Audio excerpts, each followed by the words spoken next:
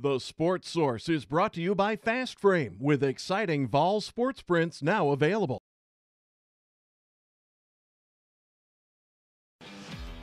This is The Sports Source, presented by Bill Hotz and Associates, and by Renewal by Andersen, with your host, John Pennington.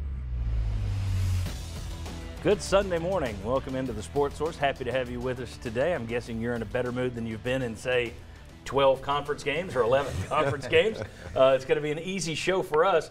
Trust me, after 11 straight SEC losses, there's only so many times you can say, well, the offensive line looked bad. So it's going to be good to talk about some positives, and that's what we're going to do today in the Sports Source, presented by Bill Hotz and Associates. And folks, let me tell you about them. The law is on your side. So if you're injured in an accident by a careless driver, the law allows you compensation. And the other driver's supposed to have insurance on top of that. Bill Hotz and Associates, that's the folks who can help put the law on your side. They've been doing it for decades in East Tennessee, helping hundreds and thousands of clients.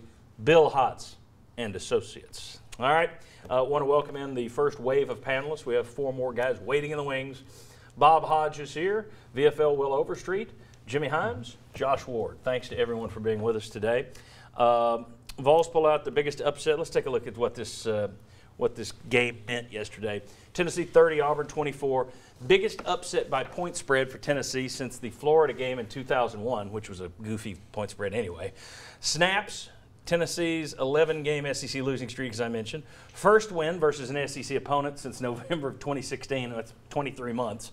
First win versus an SEC West foe since 2010. First win at an SEC West foe since 2007. All right, here's the deal. On our Fox 43 show on Saturday, our preview show, Jimmy Josh laid out all of the issues facing Auburn and said, if I believed more in Tennessee talent, I would say this is an upset alert because Auburn's got a lot of stuff going on. But I didn't believe Tennessee could pull it off. I was wrong. Your thoughts, all of you, on what you saw yesterday. How surprised were you? Just general observations on a big breakthrough win for Jeremy Pruitt. Well, a huge breakthrough win. And general observations are they made the most of that off week. I mean, they figured out a way to put in different plays, to figure out how to get guys the ball that hadn't been getting the ball as much as they needed to in the pass game, in the run game. And just as a team, they worked on a lot of things together. And you can tell this coaching staff is communicating and the team is listening and starting to trust and build up on that relationship, because those guys had a lot of confidence in that game yesterday of out there playing, and they kept believing, and you saw that they believed they had a chance to win, which the first person to win, you got to believe you can win before anybody else is going to believe in you. And the turnovers are huge. Yeah. You know, you had said also 3-0 Tennessee lead in turnovers, and that's the reason that's I said that is history shows you win about 85-90% of the games when you get that many turnovers. I thought that's what it would take for Tennessee to win, and they needed them in the end. Yeah. They did, and I didn't think they were gifted turnovers. I thought they were forced turnovers. They put the pressure on Stidham on a couple of the interceptions. They put pressure on him when he fumbled it and Tennessee scored a touchdown late, which I thought was as big a play as any as a game. So I thought the turnovers were huge in that game. Tennessee protected the ball, and they forced Auburn into 2 interceptions and a fumble. Yeah, and I would also say Tennessee really handled adversity well early on. After that first drive by Auburn, you're not sitting there saying, uh-oh, for Tennessee's defense and Auburn's offense, maybe getting some things fixed.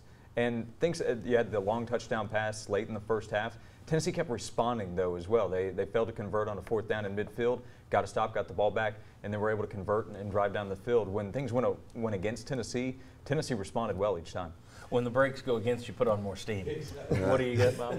Well, I actually want to go ahead of Josh because he just stole everything I was going to say. He does that. Because you say surprised by the win. Yeah, it was a surprising win. But after Auburn's first drives, it was a shocking win. Yeah, good point. Because you're sitting there looking at 40 points, 45 points. Tennessee's offense isn't going to be able to keep up with that.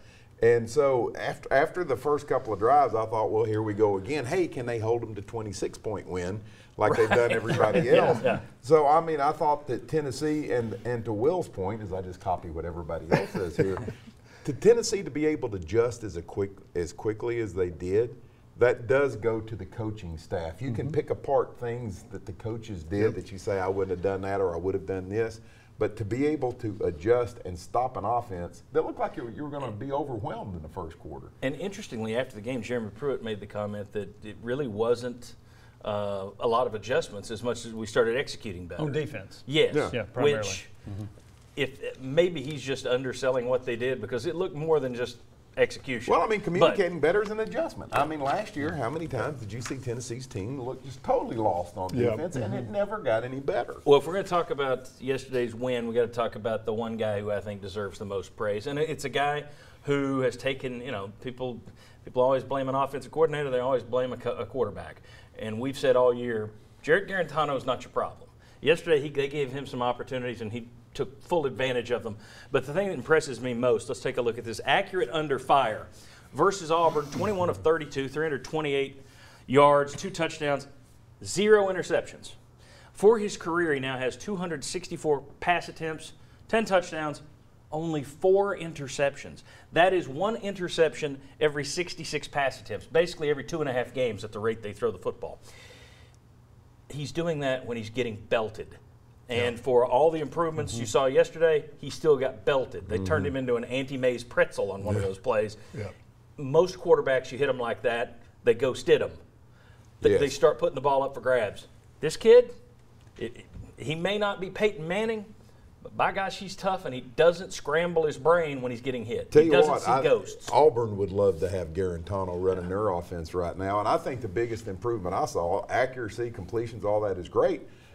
He picked up those blitzes sometimes. He still got hit, but he saw them in time to make a throw or to get rid of the ball. And I think that's a difference that you didn't see against Florida 2-3 games ago. Yeah, exactly. Against Florida, he was surprised by that guy coming off the edge. Yesterday, he had the clock in his head, and he got rid of the ball when he needed to get rid of the ball. That was a huge difference. He waited to the last second because he had to give his guys time, but he knew that he felt that guy coming, and he wasn't surprised at that guy coming and going to hit him.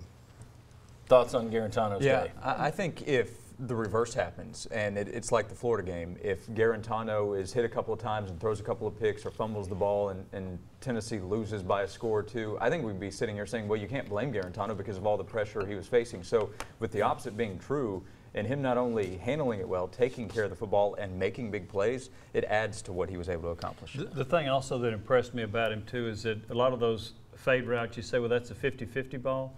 Where he put them made them more like 75-25 balls because he threw them in the place where pretty much only the guy that could get it was his receiver. Give the receivers credit for high pointing the ball, going up and getting them, but I think Guarantano put them right on the spot. And he talked about in the open date, that's one of the things that the offense worked on were those particular type plays, and I thought they executed them very well.